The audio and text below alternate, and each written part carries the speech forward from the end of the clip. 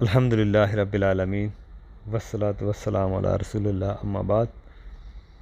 توحید کے مسائل پہ آج ہم دیکھیں گے کہ کیا جہالت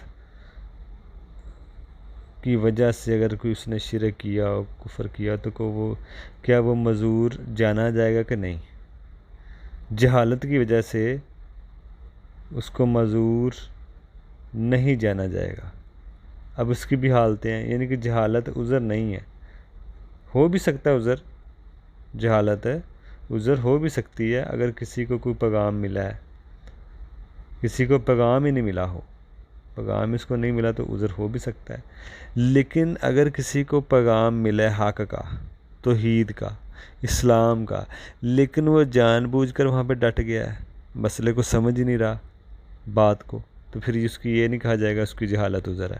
لیکن یہ ہو سکتا ہے اس کو پیغام ہی نہیں پہنچا، جیسے نبی علیہ السلام نے فرمایا میری امت میں جس یہودی نے میرے بارے میں سنا یا عیسائی نے میرے بارے میں سن لیا، اطلاع مل گئی، پھر بھی میرے اوپر ایمان نہ لائے تو ایسا آدمی جہنم میں جائے گا، ٹھیک ہے نا۔ اور جن عیسائی اور یہودیوں تک پیغام ہی نہیں پہنچا، ان کا حساب پھر روز قیامت اللہ اپنے طریقے سے لے گا، جس طرح بھی اللہ چاہے۔ اللہ تعالیٰ ان کو کہے گا کہ جہنم میں چلے جائیں، اگر وہ جائیں گے تو کامیاب ہوں گے، اگر بات نہیں مانیں گے تو ناکام ہوں گے۔ تو یہ ایک اس طرح کا اس کا معاملہ ہو سکتا ہے۔ کہنے کا مطلب یہ ہے کہ جہالت عذر بن بھی سکتی ہے، نہیں بھی بن سکتی۔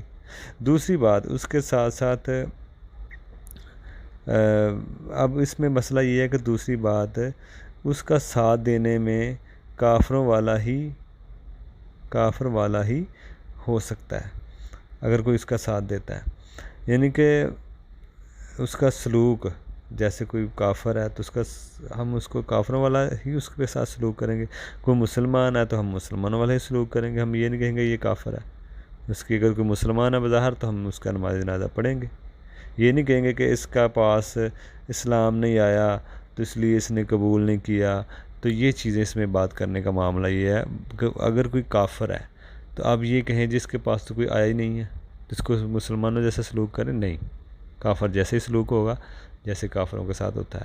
اسی لیے کوئی مسلمان ہے تو آپ یہ کہیں جی یہ تو کافر ہو گیا، نہیں، ہم اس کے ساتھ مسلمانوں والا ہی سلوک کریں گے، ٹھیک ہے نا۔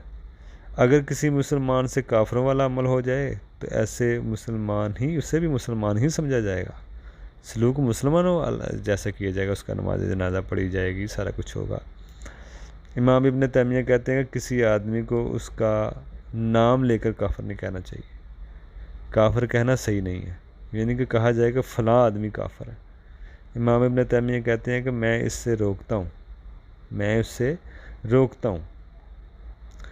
تو یہ بات ہے کہ کسی کو قرآن حدیث میں صراحتاً کافر کہا گیا ہو تو وہ تو الگ مسئلہ ہے، کسی کو لعنت کی گئی ہو، کافر کہا ہو، مشرک کہا ہو، یا کوئی عمل کرنے پہ کہا ہو کافر، مشرک، لعنتی والا عمل کہا ہو، اس طرح کی باتیں کی ہوں تو یہ تو ایک الگ بات ہے۔ لیکن کسی خاص آدمی کی طرف اشارہ کرنا کافر کہہ کے، مشرک کہہ کے، یہ آسان مسئلہ نہیں ہے۔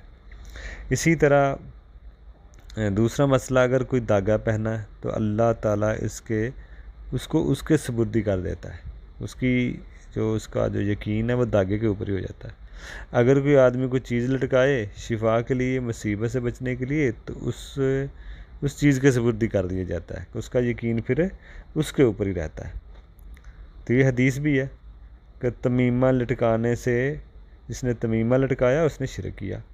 تو نبی علیہ السلام نے ایک شخص کو تعویذ دیکھا، اس نے تعویذ پہنا ہے تو آپ نے اس سے بیعت ہی نہیں لی، تو اس لیے، لیکن اگر تعویذ قرآنی ہے تو ہم اس کو شرک نہیں کہیں گے، لیکن درست نہیں ہے، یہ ضرور کہیں گے کہ یہ ثابت نہیں ہے، دم کریں قرآن سے جو ثابت ہے اپنے اوپر۔ تو یہ کچھ توحید کے بارے میں کوئی مسائل تھے، انشاءاللہ مزید ہم آگے بھی کچھ دیکھیں گے کہ دم اور تعویذات کا حکم کیا ہے۔